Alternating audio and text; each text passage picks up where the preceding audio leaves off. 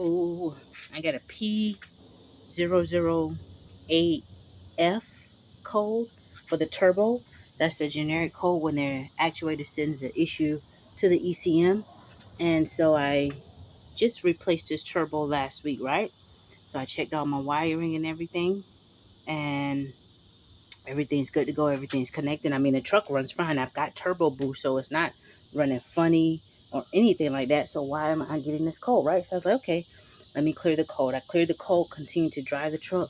I got the check engine light come back on. It didn't come on the first day that I test drove everything and drove it all around. It drove good. Everything is still running the same day, just like it was the same day I ran it. So then I get another code because it's hard to define if you're not really everything, all the wiring, everything's connected.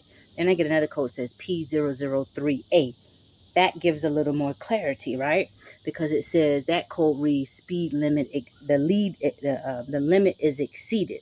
So what that is doing, sending from the actuator that P003A code, it says that the actuator is not, the turbo is not able to read stopping points, which means that it's not properly calibrated. So my computer can calibrate the turbo, but you have to drain the fluid, take the turbo off, plug it in, hook it up to the hook the computer up to the truck, and then the computer will do this simple thing to calibrate it. Then it'll tell you when to hook it back up. However, this turbo was supposed to already come pre-calibrated, right? And then not only that, being that it has this error, I don't know if there's any that I will run into any internal errors within the turbo itself. It's under warranty. It should have already been pre-calibrated. So I called the manufacturer and I told him what's going on.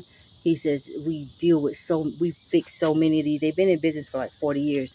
He's like, we put together so many turbos. He said, this doesn't happen often, but it does happen sometimes. He says, what I'm gathering, since you're getting that limit exceeded code, what it sounds like is whoever assembled that turbo, they may have took the actuator off to check the VGT, all of this stuff that I didn't even know what he was talking about. And he says that's common for them to take it off, to test it, retest it. But when they put it back on, they probably were rushing and forgot to recalibrate it. He says, I can send you another turbo, but another actuator, but you'll have to drain the coolant and all that stuff. And he says, in the event that it is an issue with that actuator not matching up with the turbo, or it's an internal issue with the turbo, it doesn't read right. He said, then that's only going to, delay your time and stuff. He said, so it's better to just take the whole assembly off, bring it back, we'll order a new one. So they put in me an order for a new one. I got a call, I guess they shipped it overnight, that my new one is already at the store waiting on me. I don't feel like taking this back off, the turbo, but good thing I've already done all of that other work. I feel exhausted. I've got this turbo off. I'm about to go take it inside, get my new one. I pressed through my Lowe's to see if I could find a stud. This is a M8 125 bolt, and instead of using a bolt to get that old hose back up under there, I could just go ahead and install studs at the bottom of the turbo. So when I put the turbo in place and everything, hey cutie doggies, look at these little cute doggies. When I put the turbo back on, up under there, oh, she got two. When I put the turbo, back on, I'll already have the studs under there. So once I get under there to put the hose, I won't have to fight with that hose because the studs will be up there. All I got to do is throw the gasket up there on the studs and put the nut on and bolt it on. But Lowe's don't have it, so I wanted to go and to sit out and put it all back together today.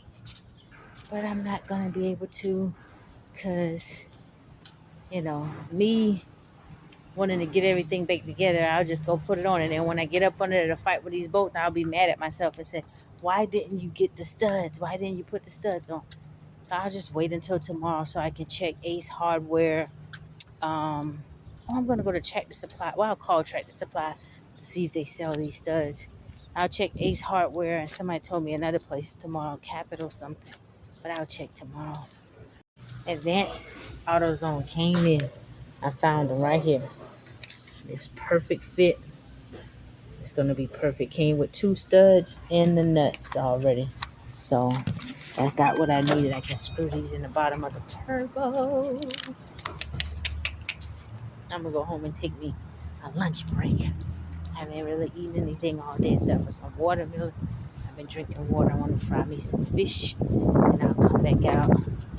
It's only 5:30, so I'll come back out at 6:30 and slowly put everything back together. So I've just screwed the studs down in here, and hopefully this doesn't cause an issue with me needing this space to slide it back in either. That's what I'm hoping, that it doesn't cause an issue. I don't think it would, because it doesn't supersede this big bad boy here that I've got to slide it back in. But anyway, this studs is going to make it easier for me to get that bottom pipe on. But now I'm going to tighten up the stud. Oh shucks. This is my 8-piece stud removal set, and I also use it to install these bolts. I think these should be about 6 or 8. And there's 6. I'm just going to use this to tighten them down. Yeah, I can tighten them down with this. And I'm going to try not to bend the threads on them. The bottom studs in. I put the top studs in with the stud installer tool as well. So being that I used the installer tool, I just went ahead and put all 3 bolts in. And once I get it down in there, I'll work it in. I didn't put anything on on these studs. I just tightened them in with the tool. This has really tested my patience, but I think I'm passing the test. Not one time did I get upset or angry at this process. And I noticed something different with this turbo. The previous turbo didn't have an inspection sticker with some numbers on it, and for some reason this one has an inspection sticker with numbers on it. I've already spoken with the manufacturer, the lead, the head tech, and he apologized, and they were willing to stand by their product and everything like that. The turnaround rate where they have me another one, I have no complaints. Like I said, I think this is not really about them. It's all about my patience being tested. Never have I bought such a pricey part and have had it defective, but I know these things can happen. Anything made by man's hands, it can happen. It took me going back over and just pulling this off, which was annoying, but I thank God. I try to look at the positive side of it, which is I can do it myself and I don't have to pay anyone to do it for me. You know, it's a blessing. So anyway, let me get this down in there. Adding the studs in the bottom is perfect. It helps get that hose lined up perfectly. However, getting this back in with the studs in the bottom, it bends and pushes the hose, and it doesn't give you enough room to fit this back down in there to get the studs in without taking this first one off. So this first one, I already had it tightened out, but I had to drop everything back down, and I had to get under the bottom. Well, first I had to drop everything back down and get under the bottom and pull the bottom hose out of the way and like let it hang back here a bit so I could get my ratchet in there to loosen this top stud. I had to move that top stud all the way out of the way, and then once I was able to move the top stud out of the way, I had to position it back in and get the back 2 studs up and just use one nut to lift it up and get it up enough where I could keep raising it and get up under there. And the bottom studs that were already in, when I was sliding it in, I kind of was able to see it because the studs were so long to fit it into the hose. But once you fit those studs into the hole and you're trying to align this thing, it won't let it move. So I had to get up under there and then pull it down. But with leverage, it was so easy to get that pipe pulled down and kind of twist out of the way a bit. Then I had to come back up here and lower it down again with the pipe down from bottom, disconnected from the hose, so that I could get the stud, because the stud won't fit from top here. You got to get it down and then drop it, push it up in the hole, and then slide the turbo up under there, and then you got to tighten it. That's why this one is the longest sticking up and these are down. So with this stud, you're not going to tighten it too tight, because when obviously when it's time to take this turbo off, if this stud comes up out of the hole again with the turbo, if the whole thing spins with the nut, that's also a good thing, because now you're able to go ahead and twist it out of the turbo and lift it up out of your way as well when you're going to disassemble. So this first one doesn't have to be as tight in there as those back two, because when you're taking it off, it's good to be able to have that little the inch that it provides. When you got it out of the way, it works wonders. So anyway, just wanted to share that. but now I've got it in, and I'm going to tighten this all up, then go up under the bottom and put the gasket on, and it's going to be much easier to get that bottom oil hose tightened with those studs down in the bottom. So that is a great trick. Got everything back together.